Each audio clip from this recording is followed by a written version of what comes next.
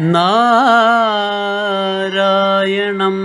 നമസ്കൃത്യ നരം ചൈവ നരോത്തമം ദേവീം സരസ്വതീം വ്യാസം തതോ ജയമുദീരയേ. അർത്ഥശാസ്ത്രമിദം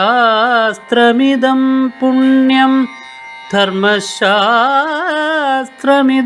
പരം മോക്ഷശാസ്ത്രമിദം പ്രോക്തം വ്യാസേനാമിതബുദ്ധിനാ.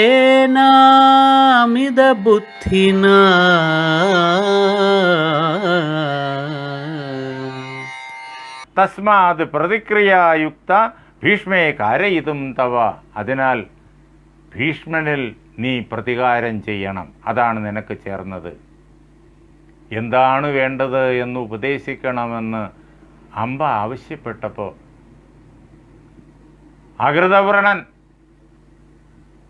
ആ ഹോത്രവാഹനൻ്റെ മുമ്പിൽ വെച്ച് അംബയുടെ അപ്പുപ്പൻ്റെ മുന്നിൽ വച്ചിട്ട് അംബയോട് പറഞ്ഞത്, ഇതിൽ കുറ്റക്കാരൻ ഭീഷ്മനാണ്, അവനെ ശിക്ഷിക്കണം, അത് നീ രാമനോട് ആവശ്യപ്പെടണം എന്ന് അദ്ദേഹം ഉപദേശിച്ചു. ഭീഷ്മനെ കൊല്ലണം എന്നുള്ള ആ ഒരു ദൃഢനിശ്ചയത്തിലേക്ക് അംബയെ കൊണ്ടെത്തിച്ചത് ഈ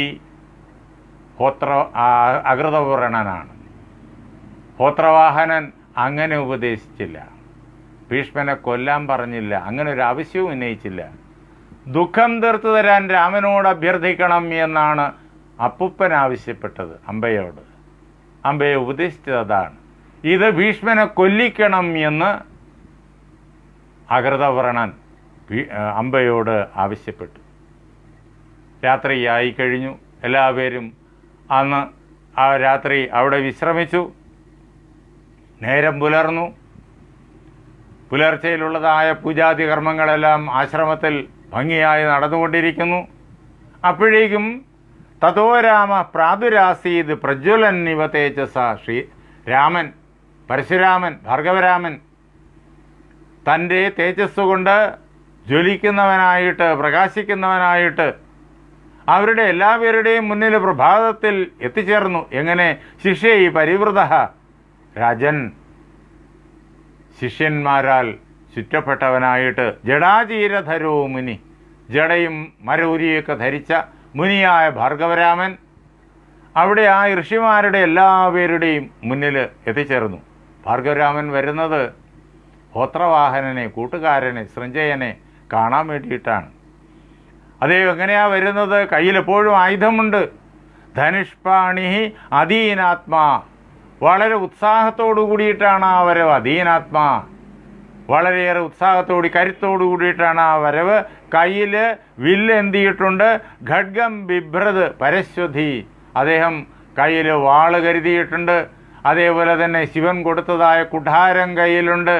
എല്ലാ പ്രകാരത്തിലുള്ള ആയുധങ്ങളും അദ്ദേഹത്തിൻ്റെ കൈവശമുണ്ട്.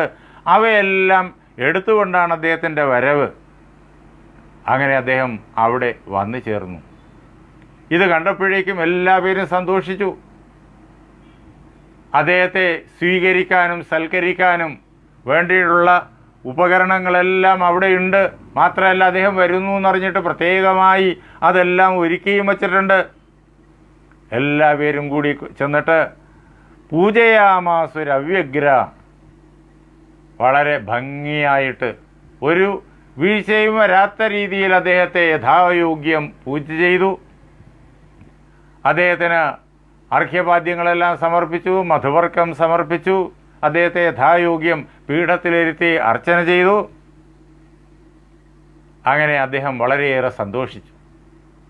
അദ്ദേഹത്തിൻ്റെ സന്തോഷ ആധിക്യത്തിന് കാരണം ആരെ കാണാൻ വേണ്ടിയിട്ടാണോ താൻ വന്നിരിക്കുന്നത്, ആ ഹോത്രവാഹനൻ ഇതാ തൻ്റെ കൺമുന്നിൽ നിൽക്കുന്നു.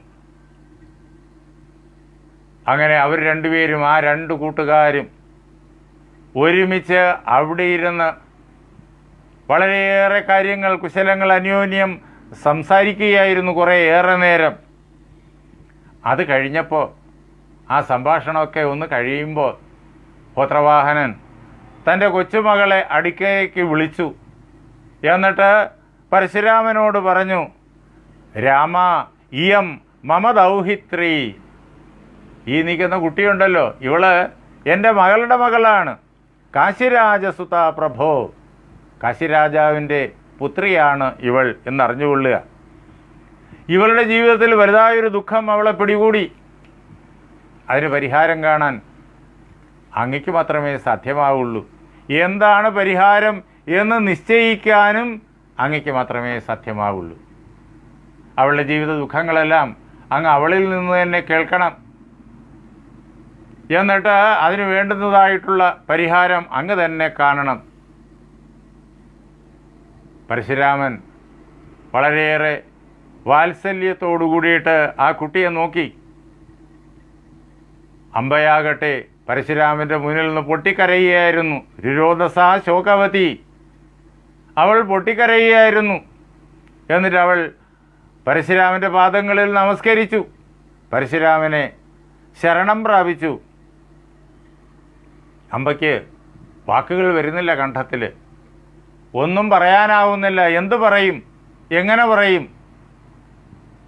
അവൾ ആകെ ആ ദുഃഖത്തിന് വിധേയയായി ഗദ്ഗദകണ്ഠയായിട്ട് നിൽക്കുകയാണ്. അപ്പോഴേക്കും രാമൻ അവളെ സമാധാനിപ്പിച്ചു. അവളോട് പറഞ്ഞു, യഥാത്വം സൃഞ്ജയസ്യാസ്യ തഥാമേത്വം നൃപാത്മജേ. അല്ലയോ രാജപുത്രി, ഈ സൃഞ്ജയൻ നിന്റെ അപ്പൂപ്പനാണ്. ഈ സൃഞ്ജയൻ്റെ മുന്നിൽ നീ എങ്ങനെയാണോ അതേ പ്രകാരത്തിലാണ് എൻ്റെ മുന്നിലും എന്നറിഞ്ഞുകൊള്ളുക. സൃഞ്ജയന് നീ കൊച്ചുമകളാണ്, നീ എനിക്കും കൊച്ചുമകളാണ് എന്നറിഞ്ഞുകൊള്ളുക. അതുകൊണ്ട് അപ്പൂപ്പനോട് ഏത് സ്വാതന്ത്ര്യത്തോടുകൂടി മനസ്സിലുള്ള കാര്യങ്ങൾ പറയാമോ അതെല്ലാം നീ ധൈര്യമായിട്ട് പറഞ്ഞുകൊള്ളൂ, നിന്റെ ദുഃഖങ്ങൾ പറഞ്ഞുകൊള്ളൂ. അതിനെ ദൂരീകരിക്കാൻ വേണ്ടുന്നത് ഞാൻ പ്രവർത്തിക്കുന്നുണ്ട്. അപ്പോഴേക്കും കരിഷ്യേ വചനം തവ എന്ന് ഭാർഗവൻ ആദ്യമേ പറഞ്ഞു. ബ്രൂഹി യത്തേ മനോദുഃഖം, നിന്റെ മനസ്സിലെ ദുഃഖത്തെ നീ പറയുക. കരിഷ്യേ വചനം തവ, നിന്റെ വാക്കുകളെ ഞാൻ നടപ്പിലാക്കുന്നുണ്ട് എന്ന് ആദ്യമേ എന്താണ് സംഭവം എന്ന് അറിയുന്നതിന് മുമ്പേ തന്നെ ഭാർഗവരാമൻ പറഞ്ഞു. കൂട്ടുകാരനോടുള്ള സ്നേഹാധിക്യം, ആ കുട്ടിയുടെ കരച്ചിൽ, ഇതെല്ലാം കണ്ടിട്ട് അദ്ദേഹം അങ്ങനെ പറഞ്ഞു. അപ്പോഴേക്കും അമ്പ പറയാൻ തുടങ്ങി, അല്ലയോ ഭഗവാനെ, ഞാനിതാ അങ്ങയെ ശരണം പ്രാപിക്കുന്നു. ദുഃഖമാകുന്ന മഹാസമുദ്രത്തിൽ ഞാൻ മുങ്ങിപ്പോയിരിക്കുന്നു. അങ്ങനെയുള്ള എന്നെ ആ ഘോരമായ ദുഃഖസാഗരത്തിൽ നിന്ന് അല്ലയോ വിഭോ അങ്ങ് മോചിപ്പിച്ചാലും അവൾ പറഞ്ഞു. അപ്പോഴേക്കും രാമൻ വീണ്ടും അവളോട് പറഞ്ഞു, അല്ലയോ കുഞ്ഞേ, നീ ഇങ്ങനെ കരയാതെ നിൽക്കൂ. നീ എന്നിട്ട് നിന്റെ മനസ്സിലുള്ള കാര്യങ്ങൾ പറയൂ. അപ്പോൾ അമ്പ നടന്ന കാര്യങ്ങളെല്ലാം അതേ പ്രകാരത്തിൽ ഒരു വ്യത്യാസവും കൂടാതെ ഭാർഗവരാമനെ കേൾപ്പിച്ചു. അപ്പോഴേക്കും ഭാർഗവരാമൻ പറഞ്ഞു, കുഞ്ഞെ നീ വേദനിക്കണ്ട, ഈ ദുഃഖത്തിന് ഞാൻ പരിഹാരം ഉണ്ടാക്കുന്നുണ്ട്. പ്രേഷയിഷ്യാമി ഭീഷ്മായ കുരുശ്രേഷ്ഠായ ഭാവിനി. കുരുശ്രേഷ്ഠനായിരിക്കുന്ന ഭീഷ്മൻ്റെ സമീപത്തേക്ക് നിന്നെ ഞാൻ ഇവിടെ നിന്ന് യഥായോഗ്യം അയക്കുന്നുണ്ട്. വേണ്ടുന്നതായിട്ടുള്ള എല്ലാ സന്നാഹങ്ങളോടുകൂടിയിട്ടാണ് ഞാൻ ഭീഷ്മൻ്റെ സമീപത്തേക്ക് നിന്നെ അയക്കുക.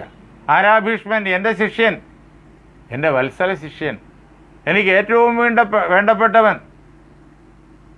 ഞാൻ ഒരു വാക്ക് പറഞ്ഞു കഴിഞ്ഞാൽ ഭീഷ്മൻ അത് അതേ പ്രകാരത്തിൽ അനുസരിച്ചിരിക്കും.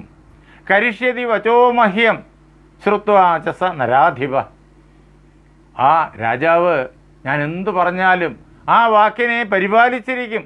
അതുകൊണ്ട് നീ ദുഃഖിക്കേണ്ട കാര്യമില്ല, നിന്റെ ദുഃഖങ്ങളെല്ലാം ഇവിടെ അവസാനിക്കുന്നു എന്നറിഞ്ഞുകൊള്ളുക. ഇനി ഒരുപക്ഷെ നീ ചോദിച്ചേക്കാം, ഭീഷ്മൻ അനുസരിച്ചില്ലെങ്കിലോ എന്ന്. അങ്ങനെയാണെങ്കിൽ ഞാൻ പറഞ്ഞ വാക്യം ഗംഗാദത്തനായിരിക്കുന്ന അവൻ അനുസരിച്ചില്ലെങ്കിൽ തക്ഷ്യാമ്യഹം രണേ ഭദ്രേ സാമാത്യം ശസ്ത്രതേജസ. ഞാൻ പടക്കളത്തിൽ അവൻ്റെ അമാത്യന്മാരോടൊപ്പം, മന്ത്രിമാരോടൊപ്പം, അവൻ്റെ ഉപദേശകരോടൊപ്പം, അവൻ്റെ സൈന്യങ്ങളോടൊപ്പം, സൈന്യാധിപന്മാരോടൊപ്പം ഞാൻ അവനെ തകർത്ത് കളയും, സംഹരിച്ചു കളയും. അതുകൊണ്ട് നീ ഭയക്കേണ്ട കാര്യമില്ല. ഞാൻ എന്തു പറഞ്ഞാലും അവനനുസരിക്കും. എൻ്റെ ശിഷ്യനാണ് എന്ന് മാത്രമല്ല, എന്നെ എതിർത്താൽ നിവൃത്തിയില്ല എന്നുള്ളതും അവനറിയാം. അതുകൊണ്ട് അല്ലയോ കുഞ്ഞെ, നിന്റെ ദുഃഖത്തിന് പരിഹാരം ഞാനിവിടെ വരുത്തുന്നുണ്ട്. അല്ലെങ്കിൽ ഇനി ഒരു കാര്യം കൂടി, ശാൽവപതിം വീരം യോജയാമ്യ അത്ര കർമ്മണി. അല്ലയോ അമ്പേ, നീ പറഞ്ഞുള്ളൂ, നിനക്ക് ശാൽവൻ്റെ അടുത്തേക്ക് പോകണം എന്നാണ് ആഗ്രഹമെങ്കിൽ ഞാൻ പറഞ്ഞു കഴിഞ്ഞാൽ ആ നിമിഷം ശാൽവൻ അനുസരിച്ചിരിക്കും. ശാൽവൻ്റെ പത്നിയായിട്ട് ശാൽവനോടൊപ്പം നിന്നെ അവിടെ വസിപ്പിക്കാൻ എൻ്റെ ഒരൊറ്റ വാക്ക് മാത്രം മതി. നിനക്ക് ഭീഷ്മ സമീപത്തേക്ക് പോകണമോ ശാൽവൻ്റെ സമീപത്തേക്ക് പോകണമോ, നീ എന്നോട് പറയുക. അത് ഞാൻ നിനക്ക് വേണ്ടിയിട്ട് നിർവഹിച്ചു തരും. രണ്ടുപേരും എൻ്റെ ആജ്ഞയെ അനുസരിക്കുന്നവരാണ്. അതിനാൽ നീ ദുഃഖിക്കേണ്ട കാര്യമില്ല. സന്തോഷജനകമായിരിക്കുന്ന, ആശ്വാസം നൽകുന്നതായ വാക്കുകൾ ഭാർഗവരാമൻ ഇങ്ങനെ അമ്പയോട് എല്ലാ ഋഷികളുടെയും മുന്നിൽ വെച്ച്, അകൃതവർണൻ്റെയും ഹോത്രവാഹനൻ്റെയും കൂടി മുന്നിൽ വച്ചിട്ട് ഇങ്ങനെ പറഞ്ഞു. ആ അവസരത്തിൽ അമ്പ പറഞ്ഞു, അല്ലയോ ഭഗവാനെ, എനിക്ക് അങ്ങയോട് അഭ്യർത്ഥിക്കാനുള്ളത് അങ്ങ് ഭീഷ്മൻ്റെ നേരെ തന്നെ പോകണം എന്ന്. എന്തുകൊണ്ടെന്നാൽ ഞാൻ ശാൽവരാജാവിൻ്റെ സമീപത്ത് പോയതാണ്. പക്ഷേ ആ അവസരത്തിൽ അദ്ദേഹം എന്നെ അവിടെ നിന്നിട്ട് ഉപേക്ഷിച്ചു. ഞാൻ ശാൽവൻ്റെ കൊട്ടാരത്തിൽ ഭീഷ്മൻ്റെ അനുവാദത്തോടു കൂടിയിട്ട് രാജകീയമായ രീതിയിൽ തന്നെ ആണ് ഭീഷ്മൻ എന്നെ അങ്ങോട്ട് അയച്ചത്. ആ രീതിയിൽ അവിടെ യഥായോഗ്യം ചെന്നു കഴിഞ്ഞപ്പോൾ ശാൽവൻ പറഞ്ഞ വാക്കുകൾ അതൊരിക്കലും ഒരു സ്ത്രീക്ക് പറയാൻ സാധ്യമല്ല. അങ്ങനെയാണ് ശാൽവൻ എന്നോട് പറഞ്ഞത്. അവിടെ നിന്നിട്ട് എന്നെ ഇറക്കിയും വിട്ടു. അതുകൊണ്ട് ഇനി ശാൽവൻ്റെ കൊട്ടാരത്തിലേക്ക് പോവുക എന്നുള്ളത് എനിക്ക് ചിന്തിക്കുക പോലും സാധ്യമല്ല. ഭീഷ്മൻ്റെ കൊട്ടാരത്തിലേക്ക് ചെല്ലാൻ പറ്റുമോ? അതും പറ്റില്ല. അതിനാൽ വേണ്ടത് എന്താണെന്ന് ഞാൻ അങ്ങയോട് പറയാം, അത് അങ്ങ് നിർവഹിച്ചു തരണം. മമതു വ്യസനസ്യാസ്യ ഭീഷ്മോ മൂലം മഹാവ്രതഃ. എൻ്റെ ഈ വ്യസനത്തിൻ്റെ അടിസ്ഥാനം നാരായണ ഭീഷ്മനാണ്. അകൃതവ്രണൻ പറഞ്ഞ് പഠിപ്പിച്ചത് അതേ പ്രകാരത്തിൽ അമ്പ ഇതാ ഭാർഗവരാമനോട് പറയാണ്. എൻ്റെ ദുഃഖത്തിന് മൂലം ഭീഷ്മനാണ്. ഭീഷ്മൻ എന്നെ അപഹരിച്ചില്ലായിരുന്നു എങ്കിൽ ശാൽവൻ എന്നെ പരിത്യജിക്കില്ലായിരുന്നു. അപ്പോൾ ഇതിനെല്ലാം കാരണം ഭീഷ്മനാണ്. അതുകൊണ്ട് ഞാൻ അങ്ങയോടെ അഭ്യർത്ഥിക്കുന്ന ഇതാണ്, ഭീഷ്മം ജഹി മഹാബാഹു യത്കൃതേ ദുഃഖമീദൃശം. അല്ലയോ മഹാബാഹുവായിരിക്കുന്ന മഹർഷേ ഭാർഗവരാമ, അങ്ങ് ഭീഷ്മനെ കൊല്ലണം. ഭീഷ്മം ജഹി, ഭീഷ്മനെ കൊല്ലണം. അതിനുള്ള കരുത്ത് അങ്ങയ്ക്കുണ്ടല്ലോ. അതാണ് മഹാബാഹോ എന്ന സംബോധനയുടെ അർത്ഥം. ആ ഭീഷ്മൻ കാരണമാണ് എനിക്ക് ഈ പ്രകാരത്തിലുള്ളതായ ദുഃഖം, ഈ ലോകത്തിൽ ആരും അനുഭവിച്ചിട്ടില്ലാത്ത പ്രകാരത്തിലുള്ളതായ ദുഃഖം വന്നു ചേർന്നിരിക്കുന്നത്. അതുകൊണ്ട് അങ്ങ് ഭീഷ്മനെ കൊന്നാലും ഇതാണ് എനിക്ക് അങ്ങയോട് അഭ്യർത്ഥിക്കാനുള്ളത്.